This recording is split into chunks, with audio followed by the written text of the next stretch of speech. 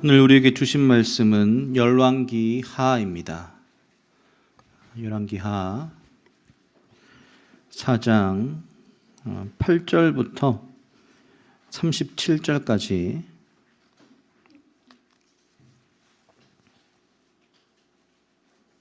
우리 다 찾으셨으면 우리 교독을 하도록 하겠습니다. 4장 8절부터 37절 제가 먼저 읽도록 하겠습니다. 하루는 엘리사가 수넴에 이르렀더니 거기에 한 귀한 여인이 그를 강권하여 음식을 먹게 하였으므로 엘리사가 그곳을 지날 때마다 음식을 먹으러 그리로 들어갔더라.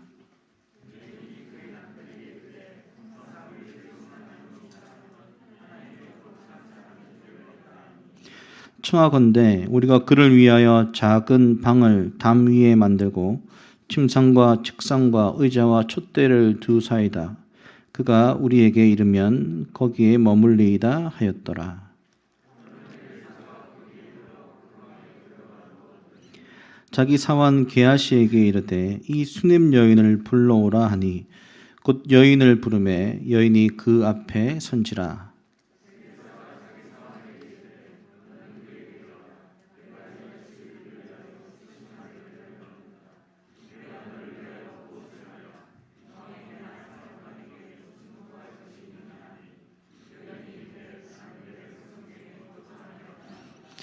엘리사가 이르되 그러면 그를 위하여 무엇을 하여야 할까 하니 게하시가 대답하되 참으로 이 여인은 아들이 없고 그 남편은 늙었나이다 하니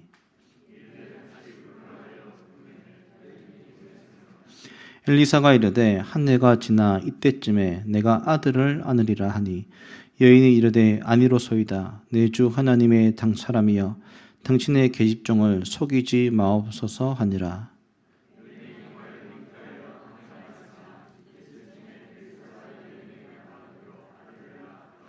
그 아이가 자라매 하루는 추수꾼들에게 나가서 그의 아버지에게 이르렀더니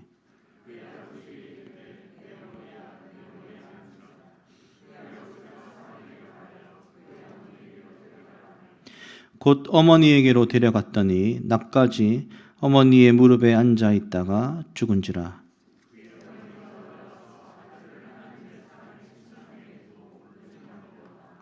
그 남편을 불러 이르되 청하건대 사환 한 명과 나귀 한 마리를 내게 보내소서. 내가 하나님의 사람에게 달려갔다가 돌아오리이다 하니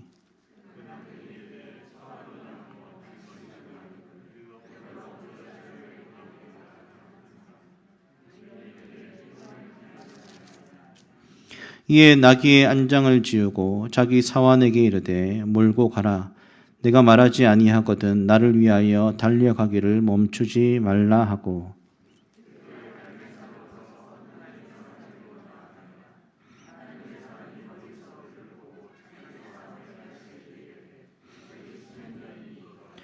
너는 달려가서 그를 맞아 이르기를 너는 평안하냐 내 남편이 평안하냐 아이가 평안하냐 하라 하였더니 여인이 대답하되 평안하다 하고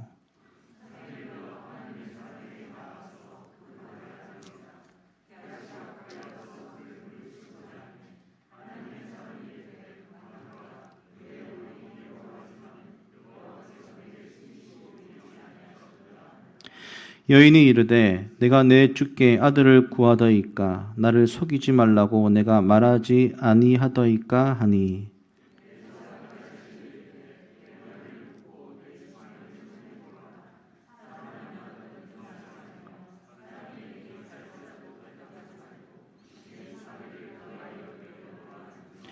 아이의 어머니가 이르되 여호와께서 살아계심과 당신의 영혼이 살아계심을 두고 맹세하노니 내가 당신을 떠나지 아니하리이다. 엘리사가 이에 일어나 여인을 따라가니라.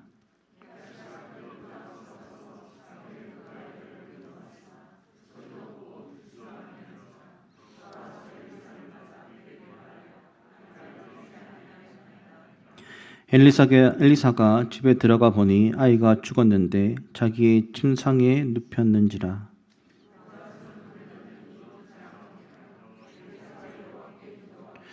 아이 위에 올라 엎드려 자기 입을 그의 입에 자기 눈을 그의 눈에 자기 손을 그의 손에 대고 그의 몸에 엎드리니 아이의 살이 차차 따뜻하더라.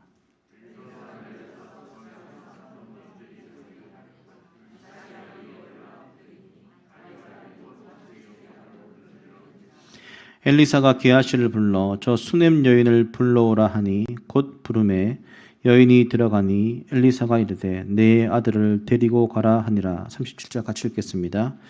여인이 들어가서 엘리사의 발 앞에서 땅에 엎드려 절하고 아들을 안고 나가니라. 아멘. 오늘부터 다시 이제 하나님 나라로 본 열왕기서 말씀이 시작되어집니다. 첫 번째 말씀, 하나님 나라의 실제성이라는 제목으로 목사님 말씀 증거해 주시겠습니다.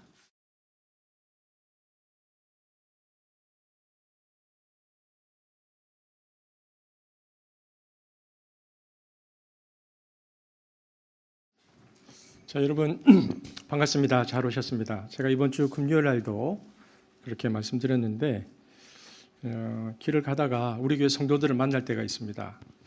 그러면은 저한테 목례로 인사하시는 분도 있고 어디 가냐고 이렇게 묻는 사람도 있는데 지난주죠. 우리 은기가 흥덕고등학교 앞에서 저를 만나서 어디 가냐고 달려와서 꼭 알아내야 되겠다는 그런 이야기처럼. 근데 제가 그것이 기억에 많이 남습니다. 이마트 앞에 김태형 목사님하고 제가 서 있을 때 뒤에서 우리 둘을 탁 쳐서 보니까 우리 하민 간사가 빵긋 웃으면서 얘기했었던 기억도 오래 갑니다. 그것이 굉장히 좋은 정서로 저에게 남아 있습니다. 오늘 우리가 예배 전에 서로에게 그렇게 좋은 정서로 그리고 우리가 어디쯤 가고 있는지 또 우리 축복하는 마음으로 옆 사람 뒷 사람 한번 인사 나누겠습니다. 자, 한번 인사 나누시죠. 네. 제가 보니까 이렇게 가족들 간에 이렇게 함께 이렇게 앉아 있는 모습들이 참 좋습니다. 가족들인데 이렇게 멀리 떨어져 있는 분들은 뭐 별일 없기를 바랍니다. 네. 목사가 그래요.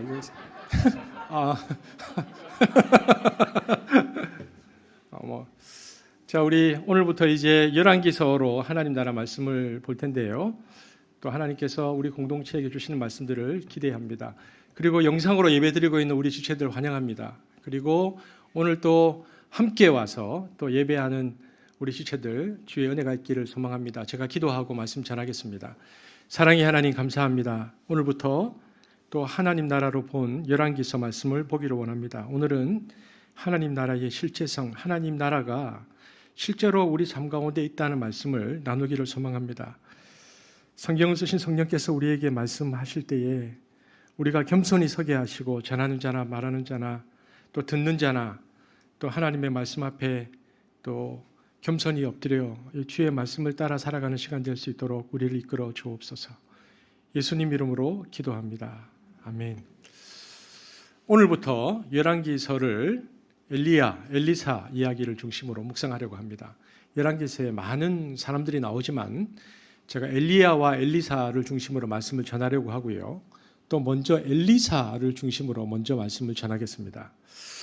여러 가지 일화가 있어요. 엘리사는 여러 가지 일화가 있는데 그중에서 오늘 저와 여러분이 보았던 이 수넴 여인에 관한 이 기사가 마음속에 큰 울림이 있어서 본문으로 삼았습니다. 오늘 좀 긴 본문이었잖아요. 오늘 수넴 여인 이야기의 흐름은 세 가지입니다. 첫 번째는 아이가 없던 불임의 여인에게 하나님의 이적으로 아이가 태어난다는 이야기 첫 번째. 두 번째는 그런데 태어난 그 아이가 갑자기 돌연사하는 이야기. 갑자기 죽었어요. 세 번째는 그 아이가 다시 살아난다는 이야기. 이렇게 이야기가 셋으로 구성되어 있습니다. 이 아이가 먼저 태어나는 이야기를 통해서 우리가 먼저 살펴볼 것은 그 당시에 이스라엘의 신앙이 어떠했는가 하는 부분입니다. 여러분, 엘리야 당시의 신앙은요, 아합 왕 때였는데 하나님의 살아계심을 인정하는 사람들은 이제 극소수였고요. 대부분의 사람들은 가나안의 다실론 문화 속에서 이방 신들을 섬기는 그런 상황 속에 있었습니다. 그런데 놀랍게도 엘리야와 엘리사 시대에 말씀의 하나님이 나타나십니다. 그럼 엘리야가 하나님을 체험했을 때 어떻게 했는가? 열왕기상 19장 12절에서 13절에 보면은 엘리야가 하나님을 만날 때입니다. 모두가 이방신을 섬기고 있을 때 거의 다 엘리야가 이 하나님을 만납니다. 함께 읽겠습니다. 시작. 또 지진 후에 불이 있으나 세미한 소리가 있는지라 엘리야가 듣고 겉옷으로 얼굴을 가리니 나가 굴 위에 섬에 소리가 그에게 임하여 여기 보니까 엘리야가 하나님을 만나는데 하나님이 바람 소리, 지진 거기에 계시지 않았습니다. 이것이 출애굽 때하고 다른 겁니다. 출애굽 상황 속에서는 막 천지자연이 막 이적을 일으켰습니다. 그래서 하나님이 인간에게 임재하실 때 항상 이적이 일어났습니다. 그 방식으로 임하셨는데 그런데 여기 보니까 엘리야 때 하나님께서 임하실 때는 전혀 그런 방식으로 임재하지 않으셨습니다. 하나님의 임재의 패턴이 바뀝니다. 어떻게 임재하셨는가? 세미한 소리 가운데 임하십니다. 그러면 하나님이 아주 세미한 소리 가운데 임재하시는 의외의 임재 방식을 택하셨다. 성경이 그렇게 말하고 있습니다. 그리고 그때부터 지금까지, 지금은 우리 때까지입니다. 그때부터 지금까지 계속 소리, 말씀 가운데 하나님이 임재하십니다. 그전에는 이적으로도 기적으로도 하나님께서 역사하셨는데 그 뒤부터는 말씀으로 임하시죠. 이처럼 엘리야가 말씀 가운데 하나님의 임재를 체험하는 순간을 열왕기 기자는 아주 자세히 묘사했습니다. 이렇게 하나님이 엘리야에게 세미한 음성을 주고 엘리야가 세미한 음성을 듣고 또 증거하고 그리고 엘리야나 엘리사를 통해서 그 음성을 듣는 사람들이 말씀대로 역사가 성취되고 변해 나가는 과정들을 엘리야 엘리사 시대부터 사람들이 보게 되어집니다. 여러분 그렇다면은 이 세미한 음성, 말씀하시는 하나님을 만나는 것이 왜 중요한가? 여러분 이 세미한 음성을 듣지 않으면 어떤 일이 발생하냐면 세미한 음성이 없거나 듣지 않으면 당시 우리가 보고 있는 이제 열왕기서잖아요. 당시 이스라엘에 조선 왕조 500년처럼 수많은 왕이 있는 것처럼 당시 남북에 이스라엘의 왕들이 있는데 당시 이스라엘 열왕들의 역사가 세미한 음성이 들리지 않으면 어떻게 보이느냐 하면은 하나님이 직접 개입하시는 역사가 아니기 때문에 왕들의 모략, 왕들의 권력 투쟁, 왕들의 지혜, 군사력에 의해서 형성되는 역사이다 보니까 이것은 사람의 역사이지 하나님은 개입하지 않으신다 이렇게 생각하기가 쉽습니다. 말하자면 신앙의 세속화가 깊어질 때입니다. 그런데 그때 세미한 음성을 듣는 사람들이 나타나면 이 세미한 음성을 듣는 사람들은 무대 전면에서는 인간들만 등장하고 왕들이 등장하고 이렇게 역사가 이루어져 가는 것처럼 보이지만 음성을 듣고 말씀을 듣고 보니까 모든 것들이 하나님의 말씀이 성취되는 과정이다라는 것을 깨닫는 사람들이 나타나는 것입니다. 그래서 하나님께서 직접 역사에 이적과 기적으로 개입하지 않으심에도 불구하고 하나님은 여전히 살아계시고 역사를 이끌어 가시는 주관자시다. 즉 인간들은 하나님의 무대에 올라선 배우에 불과하고 그것을 이끌어가는 오늘날로 따지면 PD 혹은 감독은 장막 뒤에서 말씀으로 이 모든 역사를 통치하시는 하나님이시라는 것을 깨닫게 되어지는데 이것이 세미한 음성을 통한 신앙입니다. 그래서 이 세미한 음성을 통한 신앙 전승은 엘리야에게서 엘리사에게로 그리고 엘리사를 통해서 접촉했던 하나님의 사람들이 체험하고 누리는 신앙 양식이 되었습니다. 여러분 이 당시 대부분의 사람들의 생각은 제가 말씀드렸지만 하나님께서 존재하는 것인지는 잘 모르겠지만 존재한다 할지라도 깊숙이 우리의 삶 속에 개입하지 않는다라고 사람들이 생각이 팽배할 때입니다. 지도를 한번 보면요. 오늘 우리가 본 이제 본문의 지도인데 엘리사가 갈멜산에 있었거든요. 엘리야도 그렇고 엘리사가 갈멜산에서 이제 이스라엘의 수도 그러니까 이스라엘과 그리고 사마리아로 이렇게 오갈 때 왔다 갔다 할 때 중간 지점에 이 수넴이라는 마을이 있습니다. 오늘 거기서 일어났던 일입니다. 오늘 성경에 보니까 이제 갈멜산에서 왔다 갔다 하다가 이스라엘로 갔다가 사마리아로 갔다가 왔다 갔다 하다가 중간에 수넴이라는 마을에 있었는데요. 이 수넴에 오늘 성경에 보니까 한 여인이 있었다라고 되어 있습니다. 이 여인은 오늘 성경 본문을 읽어보면 엘리야와 엘리사의 이야기를 알고 있었던 여인 같습니다. 하나님이 엘리야를 통해서 우상 숭배자들을 다 멸하셨고 하나님의 말씀대로 3년 동안 비가 오지 않았고 말씀대로 다시 비가 왔고 그리고 그 엘리야가 전했던 그 말씀의 계승자가 엘리사다라는 것을 알고 있었습니다. 그래서 자기 남편에게 말하기를 열왕기하 4장 9절에 보니까 저 사람은 하나님의 거룩한 사람이다. 엘리사를 보면서 저 사람은 엘리야의 제자인데 엘리사는 하나님의 거룩한 사람이다. 하나님에 대한 경외심이 있었던 여인이었습니다.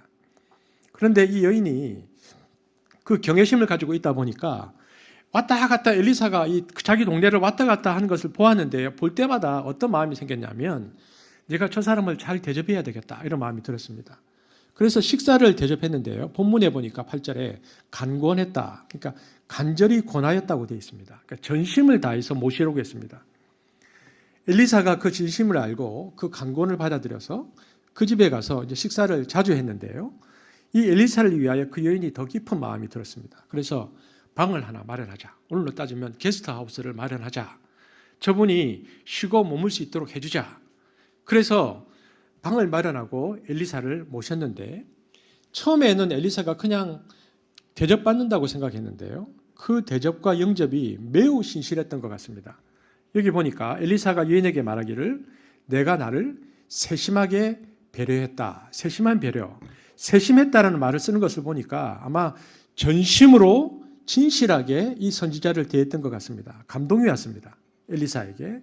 그래서 그 엘리사가 여인을 부릅니다. 이 여인은 이 마을에서 상당한 귀족 부잣집 여인이었습니다. 이 여인은 부자였고 돈이 많았는데요. 엘리야가 여인을 불러놓고 이렇게 말합니다. 네가 나를 이렇게 접대하는데 너 혹시 소원이 있느냐? 여러분 이 당시 엘리사는 요즘으로 말하면 국사입니다. 그러니까 왕들에게도 예언을 하고 왕들이 또 존경하는 뜻을 묻는 그런 높은 신분의 사람이었습니다. 영향력이 컸습니다. 그래서 엘리사가 하는 말이 어떤 도지사나 어떤 군사령관에게 소원 사환이 있느냐? 내가 그들에게 말해줄 수 있다. 이렇게 물으니까 그 여인이 말하기를 아닙니다. 나는 우리 백성들 안에 거하고 그런 것 없습니다. 라고 말합니다. 우리 13절 한번 같이 읽어보겠습니다. 시작.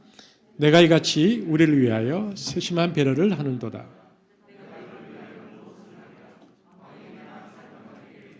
구할 것이 있느냐 하니 여인이 이르되 나는 매 백성 중에 거주하나이다 하니라.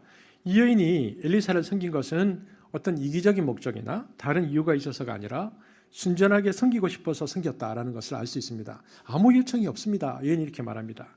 그러자 게하시라는 엘리사의 종이 옆에 있다가 뭐라고 말하냐면 14절에 보니까 선생님 이 여인이 아이가 없는 이 불임의 여인인데 남편은 늙어서 아이를 낳을 수 없습니다 라고 말해줍니다. 여러분 고대 중군돈 사회에 가부장적 사회에서 여인이 아이를 낳지 못한다라는 것은 비극이었습니다. 그러자 엘리사가 이 여인을 불러서 말씀을 선포하는데 내년 이맘때쯤에 네가 아이를 낳을 것이다. 그러자 이 여인이 이것을 믿지 않습니다. 하나님 저를 놀리십니까? 하나님 저를 놀리십니까? 이렇게 대답합니다. 16절입니다. 시작. 엘리사가 이르되 한 해가 지나 이때쯤에 내가 아들을 안으리라 하니 여인이 이르되 아니로소이다. 내 주 하나님의 사람이여 당신의 계집종을 속이지 마옵소서 하니라. 하나님 저를 좀 놀리십니까? 그런데 이 말씀이 엘리사가 전했던 이 말씀이 역사 안에서 성취가 되는데 하나님이 말씀으로 인간의 삶에 개입하시고 인간의 역사를 바꾸신다는 그 예정 중 하나가 이 아이를 낳게 되는 사건입니다. 그러니까 엘리사서에서 이 얘기가 기록된 것은 단순히 여인이 아이를 낳았다는 것이 아니고요. 하나님께서 이제는 말씀으로 인간의 역사 안에 개입하는데 이 말씀이 성취되면서 인간의 역사를 바꾼다. 근데 그 바꾸는 역사 중에서 가장 중요한 예정 중에 하나가 이 여인이 아이를 낳는 사건이다. 이렇게 열왕기 기자가 주목한 것입니다. 당시 신앙은 말씀 신앙이 아니었습니다. 대부분 이방신 신앙이었습니다. 그렇다면은 이방신 신앙은 무엇인가? 그것은 주술을 외우거나 제의를 행하여서 이방신들의 도움을 얻는 것입니다. 이것을 보면 이방신은 어떤 존재인가? 인격신이 아닙니다. 이방신이 좋아하는 어떤 제사나 이방신을 움직일 수 있는 특별한 우주 코드를 주술 형태로 하면 요즘으로 따지면 알라딘의 램프나 아니면은 열려라 참깨 이렇게 어떤 주술 형태로 하면 즉시 반응하는 신. 저는 이것을 자판기 신이라 이렇게 부릅니다. 돈 놓고 코드를 외우면 요구하는 대로 그냥 응답하는 신. 이것이 주술 문화, 제의 문화, 즉 제사 행위를 통해서 신을 만나는 그런 방식이었습니다. 여러분 그런 신들은 인격적인 반응을 요구하지 않습니다. 이것을 기계적 신관이라고 하는데 일정한 우주의 코드나 법칙을 집어넣으면 자동으로 응답하는 신. 우리가 자판기에 돈을 넣어서 물건을 나오게 했는데 딱 돈을 넣었는데 자판기가 우리한테 하는 말이 야, 너 나한테 지금 1,000원짜리 넣었지만 너 거짓말했기 때문에 내가 응답 못해. 그럼 얼마나 화가 나겠습니까? 여러분 당시 모든 이방인들의 우상 숭배자들의 신관은 그런 신관입니다. 그러니까 그냥 어떤 반응이 있는 것이 아니고요. 넣으면 나오는 것, 우주기계론적인 신, 비인격적인 신입니다. 그런데 이스라엘의 하나님은 아주 까다롭습니다. 이분은 말씀하시는 하나님입니다. 인간과 의사소통하시는 하나님입니다. 인간의 인격을 들여다보시는 하나님입니다. 그래서 말씀에 대한 인격적 순종과 반응을 안 하면 역사하지 않는 신입니다. 그러므로 이방인이 섬기는 신관과 엘리야나 엘리사가 섬기는 말씀의 하나님은 매우 다른, 이스라엘이 섬기는 하나님은 매우 까다로운 신입니다. 당시의 입장에서 보면. 그래서 대부분의 사람들이 그런 하나님을 잘 섬기지 못했고요. 인격적, 윤리적으로 하나님께 반응을 못하고 대신에 신비주의, 기계주의, 주술주의, 제사 중심주의로 신앙생활을 해나가는 그런 상황이었는데 이때 일어난 이 이적, 그러니까 아이가 잉태한 사건은 당대를 뒤흔드는 신앙적 충격을 주는 사건이었습니다. 말씀하셨는데 그게 이루어졌다는 것입니다. 이것은 그들이 가지고 있던 신관이 무너지고 하나님은 인간에게 말씀으로 역사하시고 말씀으로 성취시키고 말씀에 반응하는 자에게 말씀이 이루어지는 그런 신이다라는 아주 역동적인 신관이 이 수넴 여인의 아들이 태어나는 사건을 통해서 임한 사건입니다. 이것은 당시에 매우 상징적인 사건이었고요. 선지자 사건 중에 아주 중요한 사건으로 기록됩니다. 그래서 신관이 바뀌고 있다는 것을 기록하고 있죠. 여러분 그런데 이까지가 1장입니다. 그것까지는 좋은데 2막에 이르면 아주 이상한 일이 벌어집니다. 그렇게 말씀으로 하나님의 임재와 하나님의 역사로 태어난 아이가 어느 날 갑자기 죽습니다. 갑자기 돌연사합니다. 성경 19절 20절에 보면요. 아침에 아이가 머리가 아프다 하더니 오후에 어머니 무릎에 앉아 있다가 그냥 죽어버렸어요. 그 아이가. 그랬을 때 이 상황에서 이 수넴 여인이 보이던 반응, 우리가 그 반응을 좀 주목할 필요가 있습니다. 이 여인의 반응이 성경에 자세히 나옵니다.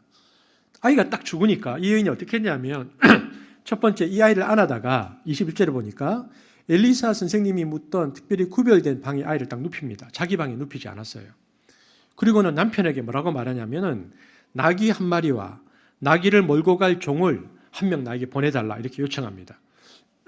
그러자 남편이 뭐라고 말하냐면 23절에 오늘은 당신이 아기를 낳은 이후에 하나님께 예배드리기 위해서 초하루나 안식일일 때 갈멜산 하나님께 사람에게 가곤 했는데 오늘은 초하루도 아니고 안식일도 아닌데 왜 가느냐? 남편이 지금 아기가 죽은 걸 몰라요. 이렇게 묻습니다. 그러니까 아무 말씀 마시고 나에게 나귀를 보내세요. 이렇게 여인이 말합니다. 그래서 종과 나귀를 보냈더니 나귀에 올라타고 종에게 24절에 지금부터 한 번도 쉬지 말고 갈멜산으로 가자. 이렇게 말합니다. 그래서 이 여인이 엘리사에게로 갑니다. 엘리사가 갈멜산에서 이렇게 보니까 한 여인이 나귀를 타고 오는데 심상치 않습니다. 기세나 흐름이나 분위기가. 그래서 먼저 게하시를 보내서 나가서 맞이하고 물어보라고 했습니다. 이 게하시가 묻습니다. 평안을 묻는데요. 26절에 보니까 내 남편이 무슨 일이 있었느냐? 평안하냐? 그러니까 여인이 평안하다 이렇게 말합니다. 아들은 어땠느냐? 물으니까 여인이 아들도 평안하다 이렇게 말합니다.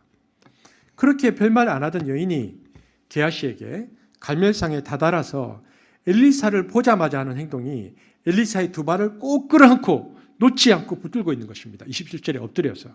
게하시가 놀래가지고 이거 도대체 무슨 일이라 하고 막 떼어놓으려고 하니까 엘리사가 말립니다. 그리고 말하기를 뭐라고 말하느냐. 지금 이 여인의 심령이 괴롭다.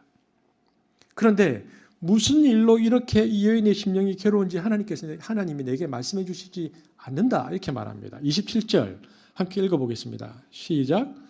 산에 이르러 하나님의 사람에게 나아가서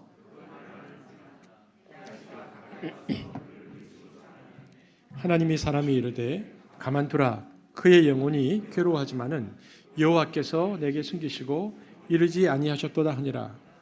그러나 확신한 것은 엘리사가 나도 다 모르겠는데 지금 확신한 것은 이 여인의 심령이 괴롭다.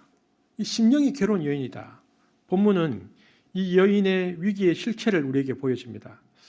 여러분, 이 여인은 단순히 아들이 죽어서 어미로서의 위기나 인간적인 위기에만 빠진 것이 아닙니다. 그건 너무나 당연한 것이고 그보다 더 깊은 위기가 여기 있습니다. 뭐냐? 도대체 신이란 무엇인가?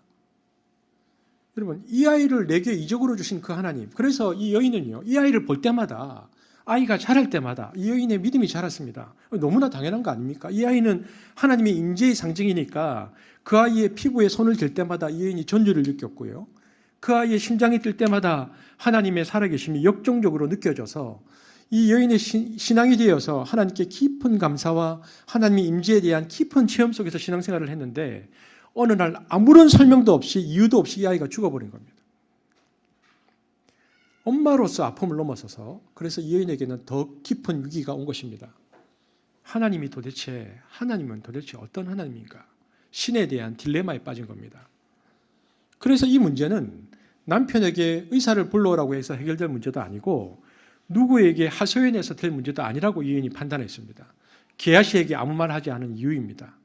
오직 하나님의 대리자인 엘리사를 통해서만 나는 이 대답을 드려야 되겠다. 그래서 그 심령의 고통, 영적인 고뇌 속에서 와서 엘리사의 발을 붙들고 엎드려 있는 상황입니다. 그런데 여러분, 이것은 수넴 여인의 신앙의 위기일 뿐만 아니라 이것은 당대 신앙의 위기이고요. 사실은 엘리사의 위기이기도 합니다. 엘리사도 여기에 대한 하나님의 답변이 없으면 하나님의 이 사역이 굉장히 우스워지는 것입니다. 여러분, 이것을 신학적인 용어로 뭐라고 하냐면 18세기, 19세기에 아주 유명한 논쟁이 붙었는데요. 이것을 신부재의 신앙이다 이렇게 합니다. 신부재, 신이 없는 신앙이다. 신은 존재하지만 인간의 삶에는 부재한다, 역사하지 않는다. 삶의 자리에 임하지 않는다. 이것이 18세기, 19세기 유럽 신학의 핵심입니다. 신은 있다. 그러나 신은 인간의 삶에 역사하지 않는다. 여러분, 우리가 잘 아는 대로 1517년 16세기에 종교개혁이 일어났습니다. 그리고는 제가 언젠가 그 수많은 신앙 고백문을 쭉 표로 그린 적이 있는데 200년 동안 교리를 만들어내느라고 바빴습니다. 그래서 200년간의 신학자들의 노력과 회의의 결과로 만든 게 개신교의 웨스트민스터 신앙고백서라는 겁니다. 웨스트민스터 신앙고백서를 통해서 종교개혁이 200년 후에 모든 신학의 토대를 다 마련합니다. 이것을 고백신앙이라고 합니다. 저와 여러분도 그 신앙입니다. 거기에 보면 신론, 기독론, 성령론 등으로 하나님에 대한 논리를 교리로 다 가다듬습니다. 지금 신학교 다니는 분들이 다 이 체계 속에서 배웁니다. 그러다가 18세기 이르면요, 교회가 위기에 빠집니다. 공론에 빠진 겁니다. 그래서 교회가 이제는 이론만 아주 분분한 신앙이 되면서 신앙의 힘이 무너집니다. 메말랐습니다. 그래서 종교개혁 이후 200년쯤 되면요, 주일날 교회에 교인들이 오면 계속 졸고 잡니다. 왜? 매일 이해 못할 소리만 하니까. 신에 대해서 공론하면서 아주 막 고리타파한 얘기를 하니까 사람들이 계속 조는 겁니다. 그래서 그때 반작용으로 나온 것이 경건주의 운동이라는 것입니다. 여러분 들어보셨는지 모르겠는데 슐라임마커라는 분에 의해서 일어납니다. 이분이 독일교 개신교 신학자고 철학자인데요. 이 사람은 뭘 주창했냐면 교리나 정통이 중요한 게 아니다. 이거 사람들 다 자는 거 보이지 않냐? 지금 교회가 이렇게 메말라 가는데 이게 중요한 게 아니고 인간의 경험을 바탕으로 직관과 감정을 근거한 신학 방법이 중요하다. 이때부터 신앙이라는 것은 하나님께서 어떤 분인가를 머리로 인식하는 것뿐만 아니라 하나님에 대한 나의 중심, 나의 열정이 중요하다. 그러니까 경건주의 운동은 굉장히 하나님에 대한 영적인 어떤 신앙적인 긴장과 고무를 하고 감정을 불러일으키는 이렇게 하나님을 대하는 태도입니다. 그런데 이것이 그 당시의 시대 상황과 딱 맞아떨어집니다. 왜냐하면 그 당시가 18세기 산업혁명 시대였거든요. 그래서 농촌에 있는 사람들이 다 도시로 이동하는 현상이 일어나고 막 교회가 무너지고 그래서 도시로 와서 도시 노동자가 되고 도시 빈민이 됐는데 그러면서 사람들이 다 피폐해지고 메말라졌습니다. 우리나라도 그랬어요. 새마을운동할 때 60년대 시골에 있는 사람들이 다 도시로 올라오고 사람들이 힘들어지던 그런 시대였는데 그래서 당시 많은 사람들이 농촌에 있을 때의 그 시간들을 그리워하고 자연과의 교감을 강조하는 문화운동이 일어납니다. 이것을 낭만주의 운동이라고 합니다. 이것은 이성과 합리 절대적인 것에 대해서 거부하고요. 우리가 이제 그 시대의 자연으로 돌아가고 또 우리가 낭만을 가졌던 그 시대로 돌아가자. 그래서 낭만주의 운동과 슐라임하의 경건주의 운동이 맞아 떨어지면서 사람들이 도시보다는 시골로 내려가고 산속으로 들어가고 기도하고 수도원 같은 신앙운동이 당시 막 일어날 때입니다.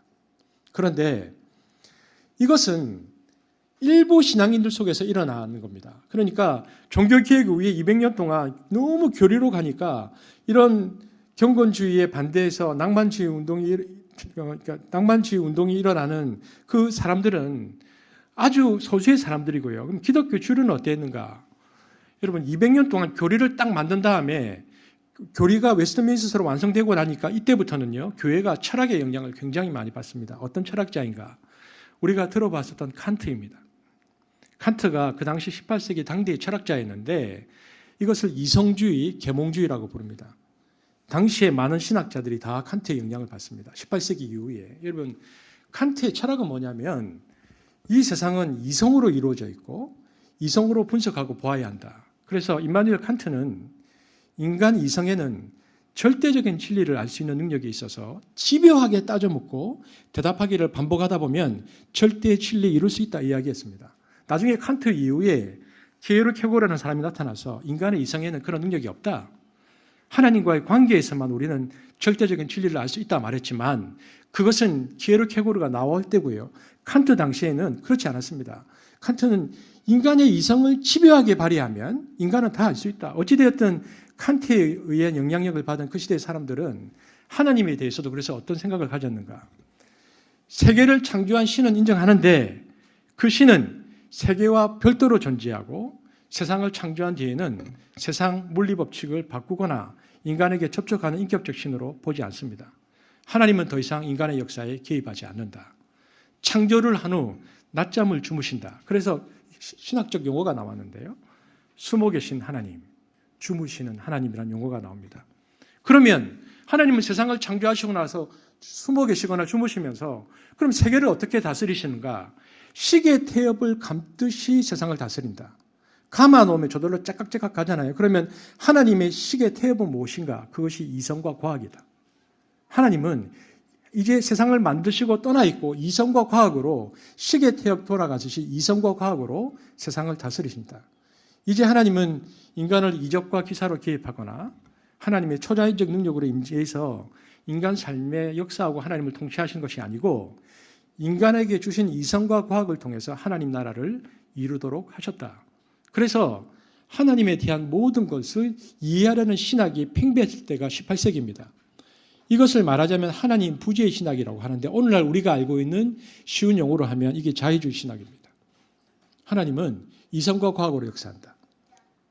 그래서 이 신학의 입장에서 보면 하나님은 지극히 이성적이고 합리적인 분이신데 초대 사도들이나 초대교회 기독교인들은 하나님의 그 사역을 이성과 과학으로 이해하지 못하고 신화와 종교와 신비로 이해했다. 그래서 복음서에 예수님의 이적이 그렇게 많이 기록된 이유가 바로 그것이다.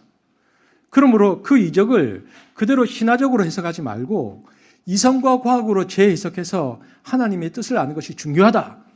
그 당시 사람들은 이제 그렇게 생각하기 시작합니다. 예를 들면 이런 겁니다. 여러분 오병이어 사건, 떡 5개와 물고기 2마리로 몇천 명을 먹였다. 말도 안 되는 얘기 하지 마라. 그 당시 사람들이 성경을 다시 해석하는데 이것은 있을 수 없고 이것은 아마 예수님이 어린아이의 작은 점심을 받은 것을 보고 많은 사람들이 감동을 받아서 저마다 다 도시락을 꺼내 놓아서 그것을 다 나누니 함께 잘 먹었다는 현실에 있던 사건을 제자들이 신화적 방식으로 바꾸어 놓아서 기록한 거다. 그러므로 성경에 나오는 이적 기사 이것을 믿을 것이 없고 오히려 그 너머에 있는 이성, 하나님의 이성을 보아야 한다. 그래서 18세기에 보면요. 우리 지금 7층에 가도 제가 그 예수님에 관한 책들이 한 10몇 권이 있는데 그 예수전이 새롭게 나오기 시작합니다. 18세기에. 특별히 슈트라우스 같은 사람이 예수전을 쓰는데 이 사람은 예수의 신성을 부인하고 슈트라우스가 쓴 역사적 예술을 읽어보면요. 유럽의 기독교에 충격을 줍니다.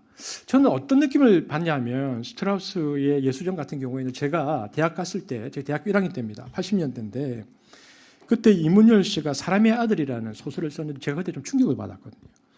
제가 너무 약간 근본주의적 신앙생활을 하다가 그 예수의 신성을 뺀 그 사람의 아들이라는 소설을 읽으면서 제가 굉장히 충격을 받았는데 마치 18세기에 예수님을 쓴 스트라우스의 예수전이 그랬고요. 그 뒤에 조세프 르낭 같은 사람도 합리적이고 이성적인 계몽주의적 관점에서 그러니까 인간의 끝판왕으로 예수를 그립니다. 그러니까 예수는 완전히 인간 중에 인간이다라고 그리거든요. 그래서 이것을 자유주의라고 부르고요. 신의 존재를 인정하지만 더 이상 신은 인간의 역사에 개입하지 않는다.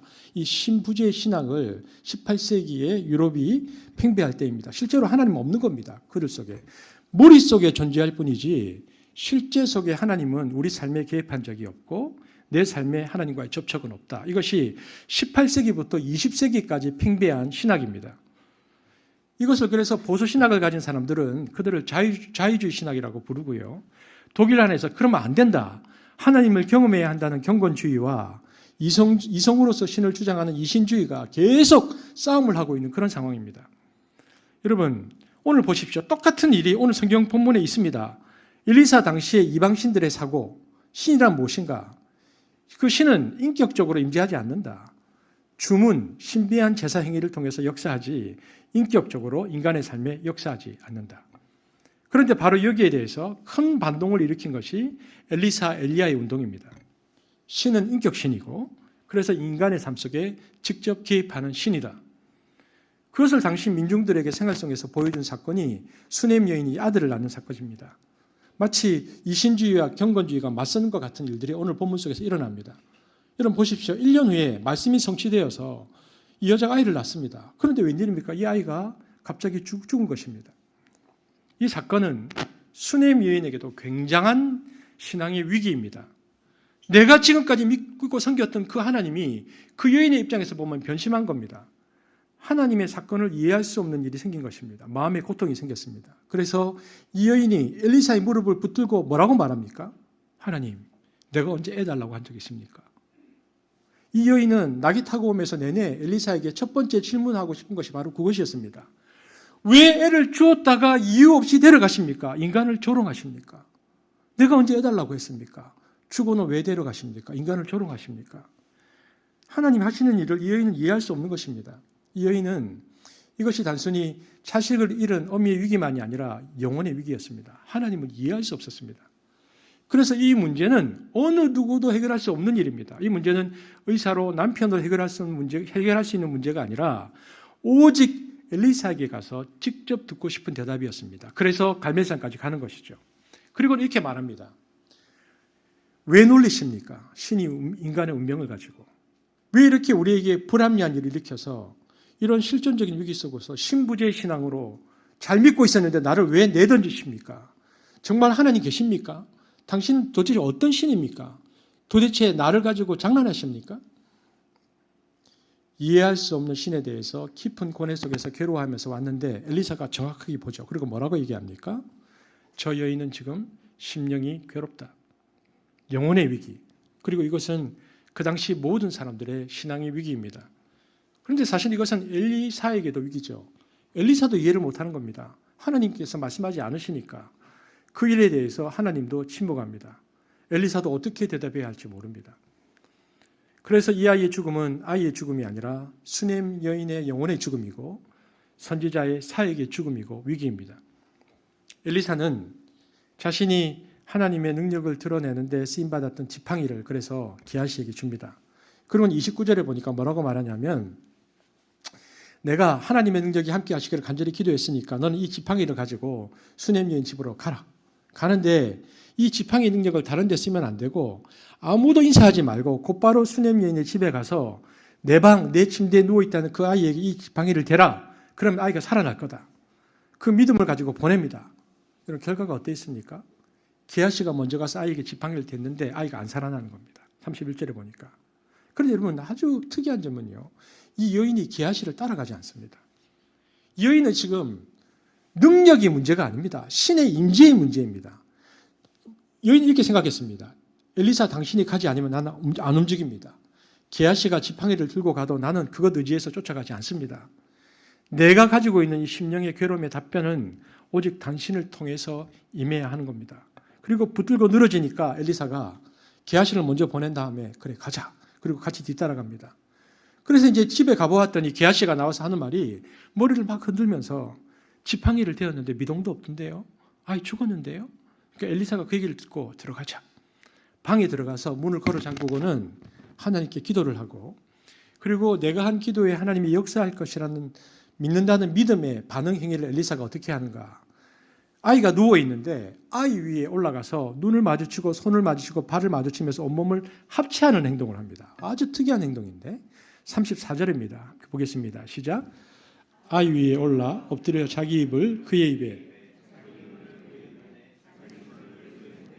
그의 몸에 엎드리니 아이의 살이 차차 따뜻하더라. 이 행동을 2번 합니다. 이 행동을 2번 하니까 아이가 살아납니다. 35절 시작. 엘리사가 내려서 집안에서 한 번 이리저리 다니고 다시 아이 위에 올라 엎드리니 아이가 7번째 채기하고 눈을 뜨는지라. 여러분 그렇다면 이 기도가 성경에 기록되어 있는 의미가 뭘까요? 이것은 자기 동일시 기도입니다. 이 아이의 죽음은 수넴 여인의 심령의 죽음뿐만 아니라 엘리사 사역의 죽음이고 말씀 사역의 위기입니다. 이 일에 하나님이 응답하지 않으면 수넴 여인도 죽고 엘리사도 죽는 겁니다.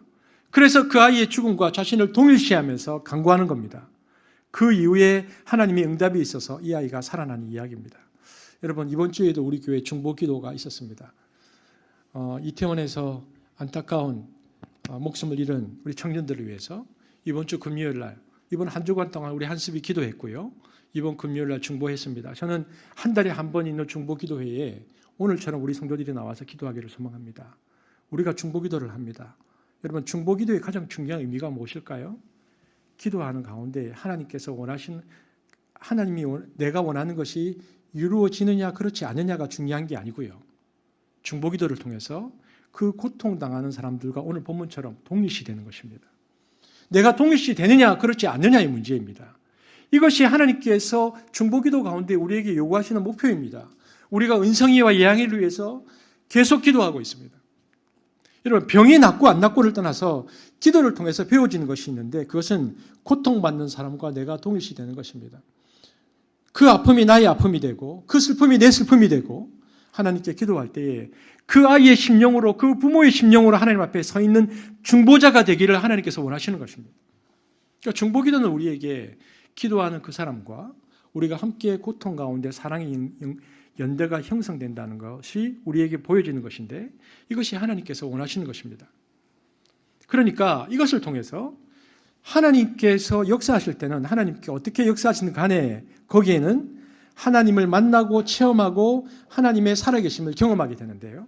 특별히 우리의 동일시되는 그 기도를 통해서 하나님께서 역사하시는 것입니다. 여러분 제가 이 본문을 보면 생각나는 교회사 속에 일어난 유명한 일화가 있습니다. 제가 한번 여러분 기억 못하실 겁니다. 아마 우리 덕시경제는 기억할 겁니다. 덕시경제는 그때 책 읽은 거 기억나죠? 제가 3년 전에 한번 소개했던 분입니다. 교회사에 있는 블룸하르트 목사님인데 요한 블룸하르트 이 목사님인데요. 나중에 아들 블룸하르트 목사님도 소개하겠습니다. 먼저 제가 교회사의 아주 유명한 일화입니다. 아버지 블룸하르트인데 이분은 당시 튜빙겐에서요. 당대 최고의 지성을 가진 공부를 했습니다. 그런데 그때 그 튜빙겐에서 이 사람을 가르쳤던 그 신학교 교수가 누구냐면, 그러니까 지도 교수가 칸트 신학을 가지고 이성주의를 가지고 신학을 재해석한 유명한 학자입니다. 그래서 철저히 이성으로 성경을 해석하고 그 밑에서 이 요한 블룸하르트가 공부를 하게 됩니다. 이분은 원래 아까 제가 경건주의 설명해 드렸잖아요. 뜨겁고 하나님을 체험해야 된다는 경건주의 집안의 아들로 태어나서 매우 뜨겁게 기도 신앙생활을 했는데 신학교에 가서는요. 칸트로 재해석한 성경을 배우면서 철저히 이성주의로 바뀝니다. 그래서 이 튜빙겐을 나오고 목사 안수를 받습니다. 1842년 37살의 나이에 주민 한 500여 명 정도 사는 작은 촌락도시 메틀랭이라는 곳에 가서 부임하는데 첫 번째 목회지입니다. 그런데 메틀링겐 교회에 딱 가서 보니까 한 여인이 나오는데 마비와 경련을 일으키는 원인을 알 수 없는 질환으로 심한 고통을 겪고 있는 한 여인이 나오는데요. 고트립이라는 여성입니다. 여러분 이 여성이 교회사에서 굉장히 유명한 여성입니다. 그리고 이 자매들이 있는데 이 자매들이 유명합니다. 교회사에서. 여러분 이 자매 얼굴 잘 보세요. 교회사에서 유명한 자매인데 이 자매는 결손 가정의 세 자매의 맞이였고요. 당시 귀신 들린 병에 걸려 있었습니다. 어머니가 독일 남부 지방에 있었던 흑마술의 유명한 마녀였습니다. 세 딸이 그 마을에 있었는데 그 첫째 딸에게 귀신 들린 현상이 일어난 거죠.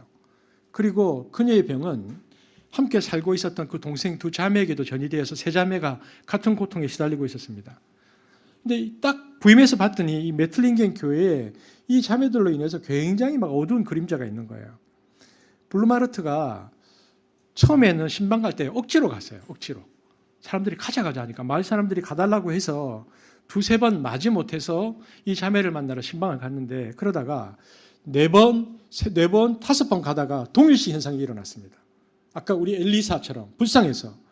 그런데 이때까지만 해도 이 자매를 보면서 블루마르트는 이 자매가 귀신 들렸다고 전혀 생각을 못했어요. 왜냐하면 이 사람이 신학교에서 이신론자로 교육받았잖아요. 그러니까 이거는 귀신 들린 게 아니고 조현병이고 정신분열이고 정신분열이 일어나서 정신이 오락가락할 때 그것을 표현할 때 기독교 방식으로 신앙적 방식으로 표현한 것이지 진짜 귀신은 없다. 이렇게 생각하고 있었습니다. 귀신이라고 하는 것은 신앙의 의식으로 표출되는 것이지 그 저변에 있는 것은 정신분열병이고 조현병이다. 그래서 이것을 고치려고 티빙길에서 만난 당시 유명한 정신분석 전문가들을 불러서 함께 의논도 하고 고치려고 엄청 애를 썼습니다. 근데 안 낫는 거예요. 이 여인이. 그러던 중에 유명한 각성을 하게 됩니다. 하루는 자기도 공부를 한 사람이니까 상담 치유를 하려고 막 이제 상담학 공부도 하고 책도 보고 고치려고 하는데 구트리민 자매가 귀신 들린 상태에서 아주 비웃듯이 이 목사님이 이렇게 말하는 겁니다. 이 마을에는 목사도 없나? 귀신이 목사 인정을 안 하는 겁니다. 여러분 귀신한테 얘기 들으면 어떨 줄 압니까? 상처받습니다. 저도 똑같은 경험이 있거든요. 제가 한번 말씀드리면 제가 20살 때 전도사 때 그 우리 교회 저 위에 또 전도사님 계셨는데 6살 많은 그분이 거제도에 자기 집이 고향이라고 가자고 해서 갔는데 귀신 들린 자매가 하나 있는 거예요. 동네사에 묶어놨어요. 벌써 한 40년 됐네요. 근데 이 자매가 독특하게도요. 힘이 얼마나 끊고는 여자만 때리는 거예요. 여자만. 그 이제 그 소문이 벌써 딱 들리더라고. 그 동네에 가니까. 근데 아니나 다를까 이 글을 품고 딱 골목에서 전사님하고 나하고 서 있는데 그 여인하고 마주친 거예요. 그래서 내가 또 신학생이잖아요. 그래서 나도 이제 한번 해보려고. 왜냐하면 그 전도사님이 딱 그 전사님 기도를 굉장히 많이 하는 분이었고 딱 하니까 이 여인이 눈을 밑으로 탁 깔더라고. 그래서 제가 전도사님하고 비켜봐라. 내가 한번 해보겠다. 그날 정말 맞을 뻔했습니다. 그 여인한테. 딱 갔더니 하는 말이 아직도 기억납니다. 저를 이렇게 비웃더니 내가 너 같은 것한테도 내가 뭐 고개를 숙일 줄 아나 이러더라고.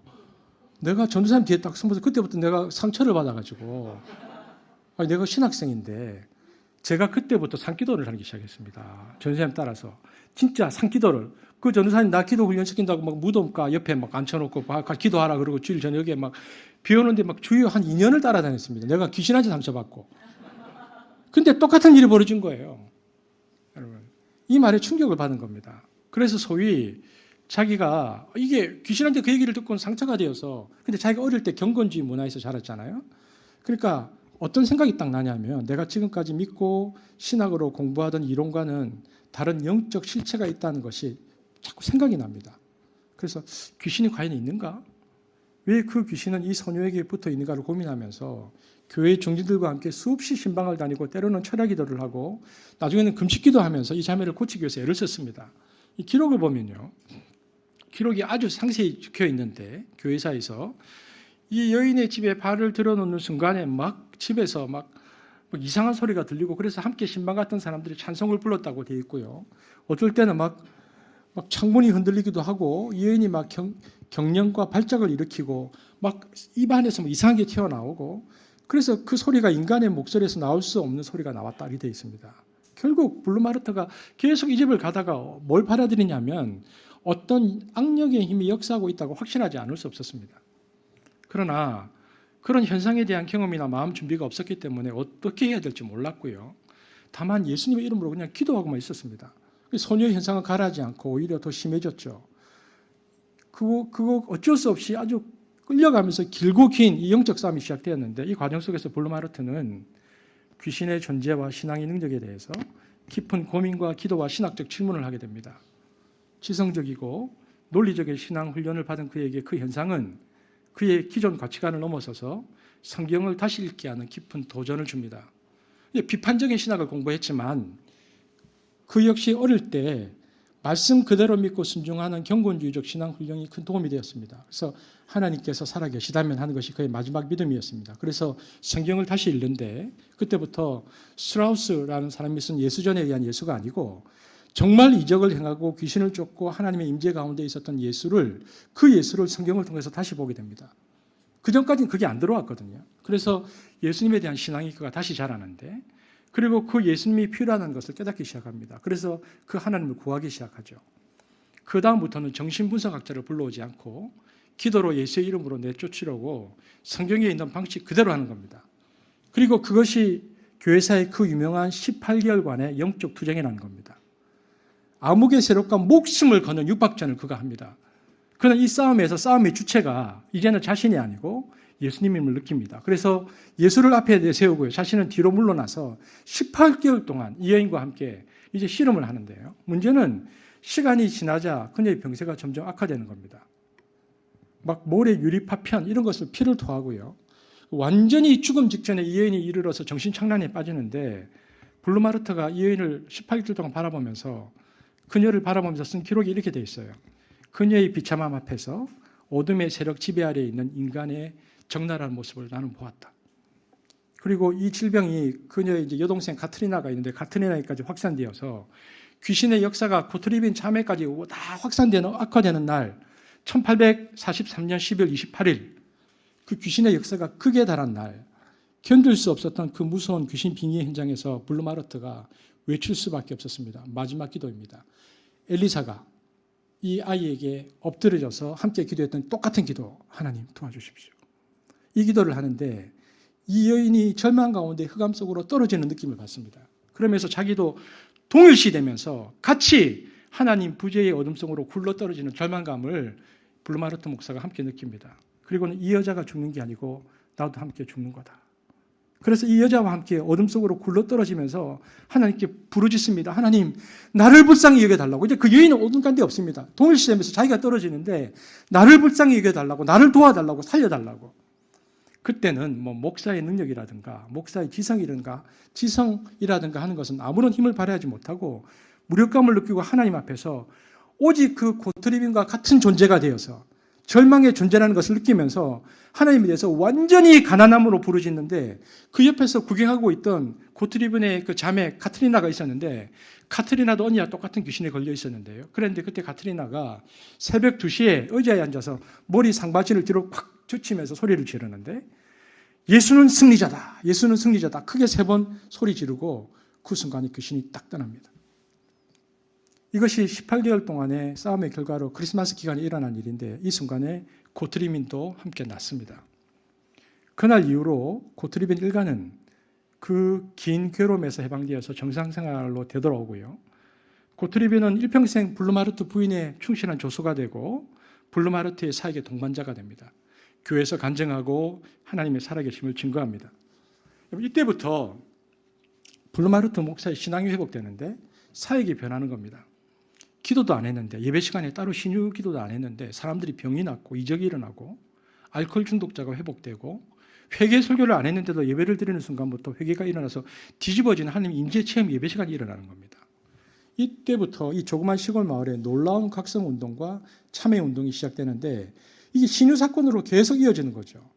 완고한 농부들이 자신들의 죄 때문에 대성통곡하기 시작하고 꽉 메어진 시골 교회의 열린 창문들 앞에서 병자들이 치유를 경험했습니다. 블루마르트 목사가 시키지도 않았는데 사람들이 목사관에 찾아와서 그들의 죄를 고백하고 참회하고요. 만성 알코올 중독자들이 술을 끊고 하나님 신앙의 회의에 빠진 사람들이 다시 믿게 되고 병든 사람들이 건강을 회복하는 일들이 그 마을에 일어납니다. 여러분 요즘 보통 예수 믿게 되면 이 방법으로 믿잖아요. 사역일을 전하고 예수를 이야기하고 그 다음 기도하고 이렇게 믿는데 무슨 그 뒤에는 예수를 믿고 나면 이적도 일어나고 그런데 순서가 블루마르트 목사는 거꾸로 일어납니다. 자신도 놀라는데 먼저 하나님 이적이 막 일어납니다. 사람들이 이적을 체험하고 난 다음에 이 하나님이 어떤 분인가라는 강한 동기가 보여된 가운데 성경 공부에 들어가니까 설교나 성경 공부를 참여하는 자세가 다릅니다. 하나님 만난 사람들이 그 하나님이 누구인지를 알기 위해서 성경을 연구합니다. 굉장히 뜨겁습니다. 그래서 그 마을에 소위 500명밖에 없는 마을에 부흥이 일어나는데 그 독일 남부지방에 18세기에 그 칸트 신학으로 칸트의 영향을 받은 이신주의 신학으로 그 차가운 시대에 전무후무한 부흥의 불꽃이 일어납니다. 예배당에 사람들이 꽉꽉 차기 시작합니다. 주변 마을에서 사람들이 다 소문을 듣고 찾아옵니다. 그래서 설교를 들으려고요. 창문을 떼어놓고 바깥에 마당에서 창에 귀를 대고 이렇게 설교를 듣는데도 이적이 일어나고 회개가 일어나는 겁니다. 그래서 이때 이신주의와 맞서 있던 아주 소수 독일의 경건주의 목사들이 싸움으로 따지면 완전히 구석에 몰려 있다가 그곳을 찾아옵니다. 그리고 그곳에서 이들이 감동을 받고 뜨거워져서 다시 신앙운동이 독일에서 깊이 일어납니다. 그리고 고트리비는 블룸하르트의 평생 동역하는 귀한 사역자가 됩니다. 여러분, 그렇다면 이 이야기가 오늘 우리에게 어떤 의미를 줍니까? 그 당시에 그 체험이 가진 의미는 순전히 유럽의 합리적, 교리적 전통에서 그것이 매우 진기하고 의심스럽고 어떻게 이런 일이 일어났는가 하는 데 있지 않습니다. 그것은 그 당시의 사람들만이 아니라 오늘 우리들에게도 의미를 주는 이유는 바로 하나님, 혹은 오늘 설교 제목인데 하나님 나라의 현실성, 실제성이 생생하게 체험된다는 사실이 있습니다. 그때 경험된 하나님은 삶에서 지친 사람들이 추구하는 피안의 종교의 하나님과는 달리 살아있는 하나님이었습니다. 200년 동안 사람들은 머릿속으로만 하나님을 생각하고 있다가, 그리고 하나님의 나라도 개개인의 영혼이나 먼 하늘에서만이 아니고 무엇보다도 내 삶 속에서 바로 이 땅 위에 사람들의 현실적인 삶 속에서도 찾을 수 있고 만날 수 있는 하나님을 그 당시 사람들이 보고 느낀 것입니다. 그러므로 블룸하르트에게 나타난 하나님을 믿는다는 것은 바로 이 세상을 위한 하나님과 그 나라의 현실성, 그리고 삶의 전 영역에 미치는 하나님 나라의 희망을 믿고 발견하는 것입니다. 여러분, 18개월에 걸친 이 긴긴 영적 투쟁과 승리는 그의 신학과 삶을 온전히 바꾸어 놓습니다. 이때부터 예수는 승리자다는 이 고백이 그 일생의 신학의 주제가 됩니다. 그 아들의 신학의 주제이기도 합니다. 블룸하르트의 활동이 단지 좁은 테두리 내의 축기운동, 귀신을 쫓아내는 혹은 회개운동으로 그치지 않았던 것은요, 바로 하나님의 나라가 그의 사고와 활동, 선포와 목회의 중심이었기 때문에 그렇습니다. 그것은 당시 자유주의 신학의 경종을 울리는 엄청난 능력의 장이 됩니다. 그런데 여러분, 너무나 아이러니하게도 이때 신앙을 가장 회복하지 못한 한 사람이 나타납니다. 등장 밑에 어둡다고 블룸하르트 목사님 아들입니다. 이 아들인데 크리스토퍼 블룸하르트입니다. 그가 태어날 무렵, 이 크리스토퍼 블룸하르트가 태어날 무렵에 고트리빈이 고침을 받았거든요. 귀신이 떠나고 부흥이 시작될 때 이 아들 목사님이 태어났습니다. 그래서 그는 쉽게 말해서 오늘날 따지면 부흥 기도원에서 자랐습니다. 다들 하나님의 영광, 이적, 승리하신 예수에 대한 찬양으로 가득 찬 분위기에서 자랐는데, 그는 아버지의 신앙이 부럽기도 하고 또 자기가 경험하고 싶지만 이게 안 되는 거예요. 30세까지 냉랭했습니다. 하나님에 대해서 항상 그래서 회의가 있었습니다. 진짜 하나님 계신가? 저렇게 믿는 게 맞는가? 그런데 참 신기한 일이 벌어집니다. 고트리빈이 나중에 죽거든요. 고트리빈이 운명을 하는데 그의 나이 30세에 고트리빈이 운명하는 장소에 딱 들어갔는데 운명하는 모습을 지켜보면서 하는 인재 체험을 합니다. 아들 블룸하르트가. 마치 엘리야가 승천할 때 엘리사에게 갑절의 영감이 임한 것처럼 블룸하르트 목사를 뒤흔들었던 하나님의 인재가 고트리빈이 죽을 때 아들 블룸하르트에게 임합니다. 그리고 그때부터 그 아들이 변합니다. 그 뒤에 그가 아버지 조수가 되고 아버지 돌아가실 때까지 아버지 뒤를 이어서 설교를 하는데요. 성령이 얼마나 강력하게 역사했는지, 그는 30살 될 때까지 긴가민가 했지만 성경 공부를 굉장히 많이 했거든요. 나중에 이분이 변화됐고 하루에 일주일에 설교를 28번 합니다. 여러분, 저 지금 일주일에 설교 한 번 내지 2번 하거든요. 이것도 겨우겨우 버거워서 하는데, 일주일에 설교를 28번 하는데 설교를 준비하지 않고 그냥 설교하는데 성령이 임재하면서 말씀이 뿜어져 나오는데 사람들이 각성하고 회개하고 엄청난 부흥이 일어납니다. 아들 때에 더 큰 부흥운동이 일어납니다. 이 아들도 굉장히 공부를 많이 한 사람입니다. 그도 아버지가 얘기해가지고 티빙겐 신학교에서 신학 수업 받았는데요. 여러분, 이것이 한국의 수목음하고 다른 점입니다. 여러분, 이 당시는 그런 탁월한 인문주의자들이었기 때문에 그들이 인문주의와 결별하는 것이 아니고 통합이 되면서, 그들의 인문주의와 이 경험이 통합이 되면서 굉장한 균형 잡힌 신학과 신학이 나오는 것입니다. 그러던 중에 아들 블룸하르트가 무슨 생각을 했는가? 하나님은 분명히 살아계시고 하나님은 인간의 삶 속에 역사를 하시는데 너무 이상한 점을 발견한 겁니다. 왜 하나님 기적을 체험한 사람들이 더 이기적이 될까? 왜 하나님이 기적을 체험했는데 저토록 편협하고 더 이기적일까? 개인적으로 이적을 체험했는데도 사람들이 너무나 이기적인 것을 발견합니다. 개인의 필요를 채우기 위해서만 하나님을 찾는 겁니다. 부르짖는 겁니다. 그리고 또 하나님이 그런 사람들의 개인적 필요와 기도를 잘 들어주시는데 이기적인 개인과 이기적인 공동체 한계를 넘어가지 않는 겁니다. 하나님의 영광이 드러나지 않는 겁니다. 이것이 그에게 늘 고민이었습니다. 그러다가 이 사람이 놀라운 신학적 각성을 합니다. 하나님의 나라는 개인적으로 임할 뿐 아니라 사회 역사에도 하나님의 통치를 드러내고 그 사랑을 드러내도록 우리를 부르셨는데 개인적인 신앙을 우리가 국한시켰고 우리 공동체 위기도 바로 그것이다. 하나님의 신앙을 교회에 개인적으로 적용해서는 안 된다. 그래서 이분이 당시 산업혁명 이후에 수없이 가난해진 농민들, 도시로 가서 도시 빈민자가 되고 노동자가 된 사람들을 불쌍히 여기고요. 이 사람들을 위해서 하나님의 사랑을 나누는 일에 함께하기 위해서 노동운동을 시작합니다. 초기 노동운동인데 이것이 종교사회주의 운동이라고 합니다. 더 나아가서 정치를 바꿔야 되겠다고 생각합니다. 그래서 오늘날로 말하면 사회민주당을 창설하고 자신이 국회의원이 됩니다. 그러니까 노예에서 야, 네가 정치하려면 목사직을 사임해라 그래가지고요. 목사직을 열어놓고는 사회민주당 지도자가 됩니다. 그래서 1900년에 그 비텐베르크 지방의회에 당선되어서 정치적 활동을 본격적으로 한 6년 동안 해서요. 협동조합 같은 단체를 구성하고 농민들이 자립할 수 있도록 힘쓰고 왕에 대한 원내 교섭단체를 만들고 화학 비료에 대한 농업에 반대하고요. 한참 동안 6년 동안 그 일을 하다가 그가 어떤 회의에 빠지냐 사회민주당의 한계도 발견합니다. 여러분 제가 이번 주에 오늘 이제 뒷 말씀을 조금만 더 하고 설교를 마치라고 이번 주에 제가 이제 속해 있는 노예 시찰에 똑같은 목사님 계십니다. 제가 이번 주에 그 목사님 만났어요. 이 본문 때문에. 그 목사님이 저보다 학번이 하나 낮으시거든요. 대학 똑같이 입학했습니다. 제가 86학번이고 그분이 87학번이었는데 학교를 같이 다녔어요. 기억이 나요. 그런데 없어졌어요. 어느 날. 이분이 신학교를 졸업할 때 무슨 생각이 들었냐면 신학교로서는 이건 안 된다. 이 신학교 나와가지고는 하나님의 나라 하나님 안 된다. 그래서 이분이 신학교를 졸업하고 어디로 갔냐면 정치하러 나갔습니다. 그래서 국회의원 보좌관을 6년 했습니다. 제가 그 교회 설교를 한번 간 적이 있거든요. 국회의원 보좌관을 6년 하고 정치를 치열하게 살다가 자기가 6년쯤 하다 나서 어떤 회의에 빠졌냐면 정치로도 한계가 있다는 걸 깨닫는 겁니다. 그래서 그분이 국회의원 보좌관하다가 내려놓고는 다시 신대원에 들어왔어요. 그래서 저하고 지금 학번은 하나 차이가 안 나는데 신대원 학번 차이가 많이 나요. 똑같이 6년이었어요. 블룸하르트도 사회민주당의 한계를 발견합니다. 이것이 블룸하르트가 느낀 갈등이었는데요. 그러니까 노동, 사회, 정치 구조를 바꾸는 일들을 개인의 차원을 넘어서 넓게 펼쳐나가는데도 불구하고 그 정당 안에 여전히 인간적인 이기심, 이데올로기 그리고 증오가 해결 안 되는 것을 발견합니다. 그래서 이 사람이 굉장히 갈등하면서 배운 것이 이것입니다. 하나님의 나라가 그것이 개인적인 형태로 나타나건 정치적인 형태로 나타나건 문화적인 형태로 나타나건 제일 중요한 것은 인간의 죄성과 이기심을 극복하는 것이다.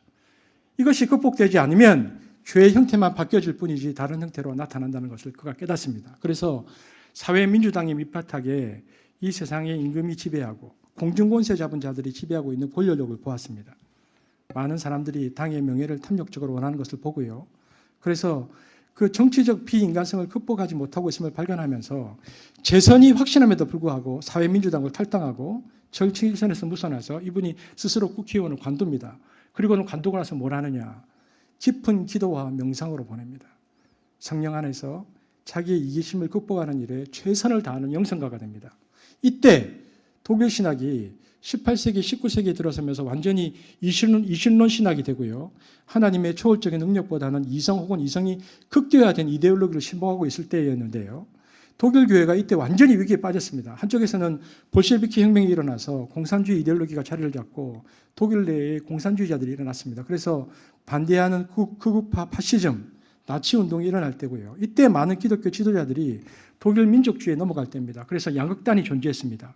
그거 국자로 독일 교회가 갈라져 있을 텐데 그리고 대부분의 독일 기독교는 민족주의, 파시즘 쪽을 지지했습니다. 왜냐하면 공산주의는 무신론이니까 싫고 독일의 중산층에 기반으로 독일 교회는 전부 파시즘을 지지하는 쪽으로 갈라져서 독일 교회가 갈라져 있을 텐데, 이때 노동운동을 하고 있었던 젊은 목사가 있었습니다. 27살짜리 목사.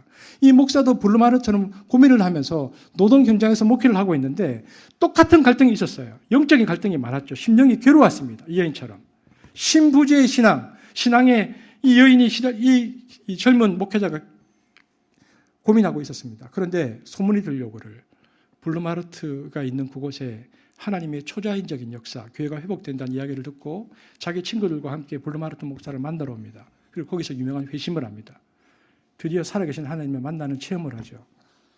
그 사람이 칼 바르트입니다. 그래서 젊은 칼 바르트가 초월하고 살아계신 전능하신 하나님을 거기서 만납니다. 그때까지 역사 안에 내재하시는 하나님의 이성과 이데올로기의 원리에 따라서 하나님의 선을 행하려던 그 모든 것의 한계를 깨닫고 신앙을 회복하는 일에 칼 바르트가 돌아섭니다. 그래서 이 사람이 모든 이성과 이데올로기를 넘어서는 신앙의 초월성을 강조하는 신학을 하게 되면서 2차 세계대전 당시에 나치즘을 거부합니다. 그건 신앙이 아니다. 그래서 히틀러에 의해서 교수직에서 쫓겨나는데 그의 제자가 우리가 잘 아는 디트리트 본 회퍼입니다. 고백 교회 운동. 사진 한번 띄워주실래요? 두 사람 있습니까? 네, 이 두 사람입니다. 독일 개신교가 히틀러의 국가 사회주의를 지지하고 교회 이름으로 히틀러 지배 이데올로기를 정당화시켜 주었을 때 이게 잘못되었다고 이야기하고 새로운 신앙 고백을 하면서 히틀러 국가 사회주의를 거부한 두 사람입니다. 1935년 독일 바르만에서 하나님의 말씀인 예수 그리스도만이 복종의 대상이라는 바르멘 선언을 발표하고요. 그리고 히틀러에 대해서 불복적 선언하죠. 이 고백 운동을 하고 보네퍼 목사가 수용소에서 죽습니다. 이처럼 히틀러 치하에서 스위스의 칼 바르트나 독일의 디트리트 보네퍼 같은 목사들은 독일 제국주의 이데올로기에 편성하지 않고 주 예수 그리스도의 왕권에만 복종하는 고백교회를 창설해서 나치즘의 광기에 도전합니다. 여러분, 이 당시 200년 동안 독일이 이성주의에 의해서 지배될 때거든요. 신없는 교회가 되었을 때입니다. 그래서 자유주의와 무신론이 팽배해 있던 200년간의 암흑기에 하나님께서 블루마르트 목사님을 통해서 칼 바르트라는 젊은 신학자를 뒤흔들어서 이 사람이 하나님의 영광과 살아계심을 부흥운동을 일으키고요. 그런데 후에 칼 바르트에 대한 표현을 신학자들이 오늘날 뭐라고 평가하는가? 무신론이 팽배하던 유럽의 산하에서 홀로 살아계신 하나님의 존재를 인정하고 하나님의 영광을 위해서 홀로 싸운 하나님의 파르티잔, 빨치산이다. 이렇게 불렀습니다. 위대한 칭호입니다. 엘리야와 같은 사람이었습니다. 당대에. 독일이 망하고 나서 독일 교회를 부흥시키고 하나님 앞에 다시 세우는 일에 칼 바르트가 쓰임받고 그 당시 모든 신학이 다 바뀝니다. 그래서 20세기 최고의 신학자가 되는데 그 칼 바르트는 그 체험을 어디에서 했는가? 블루마르트 목사로부터 그리고 고트리빈이라는 여성으로부터. 그래서 고트리빈의 회복은 블루마르트의 회복이었고 블루마르트의 회복은 유럽 교회의 회복이었고 그래서 칼 바르트가 은퇴할 때 바젤 대학에서 마지막 설교를 하는데 설교 제목이 블루마르트를 기억하며입니다. 마지막 부른 찬송도 블루마르트 목사가 불렀던 승리하시 예수라는 찬송으로 인생의 긴 신앙 여정을 끝냅니다. 여러분, 오늘 제가 열왕기서 말씀을 전하면서 오늘 좀 길게 설교했습니다. 왜냐하면 이것이 이제 우리의 그 열왕기서 설교의 서론과 같은 것인데요. 오늘 수넴 여인의 아들의 죽음은 수넴 여인의 심령의 죽음이었고 그것은 엘리사의 죽음이었습니다.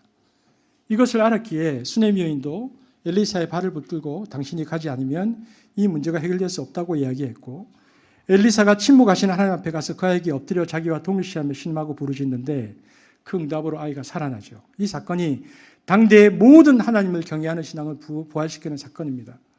여러분, 우리가 적용할 때 우리가 하나님의 임재를 회복할 때 그것이 크고 위대한 사건이 아니어도 좋습니다. 내가 하나님이 말씀하신 대로 성취하신 사건이라는 임재 체험을 아주 자그마한 기계를 통해서 하게 될 때에 내 영혼이 살아나고 교회가 살고 시대를 살리는 하나님의 역사를 체험하게 될 것입니다.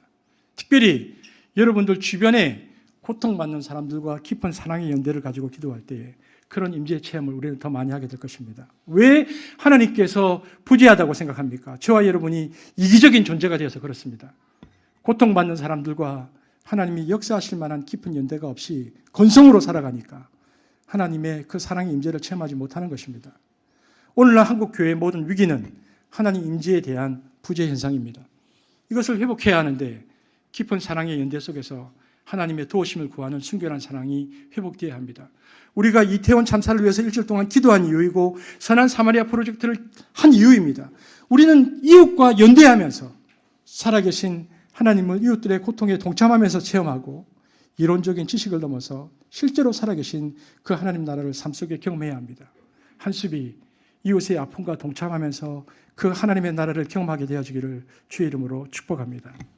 기도하겠습니다. 하나님 감사합니다. 열왕기서에 나와 있는 엘리사의 말씀과 그리고 교회사에 나와 있는 블루마르트 목사님의 이야기를 통해서 우리가 어떠한 신앙을 가져야 하는지를 보게 되었습니다. 우리에게 하나님을 아는 하나님 나라의 바른 지식과 그리고 그 하나님 나라의 바른 지식 속에서 이웃의 아픔과 동행하며 이웃의 아픔과 함께하면서 체험되어진 그 하나님의 나라를 한습이 경험할 수 있게 되어지기를 원합니다. 오늘 우리의 가슴이, 우리의 마음이, 우리의 삶이 하나님 앞에 결단하며 우리의 신앙과 우리의 삶의 모습이 주님 앞에서 그 하나님의 임재 가운데 하나님을 아는 지식과 하나님을 경험하는 것이 균형 잡혀서 하나님 나라를 경험하며 사는 한습이 될 수 있도록 인도하여 주옵소서. 감사를 드리며 예수님 이름으로 기도합니다. 아멘.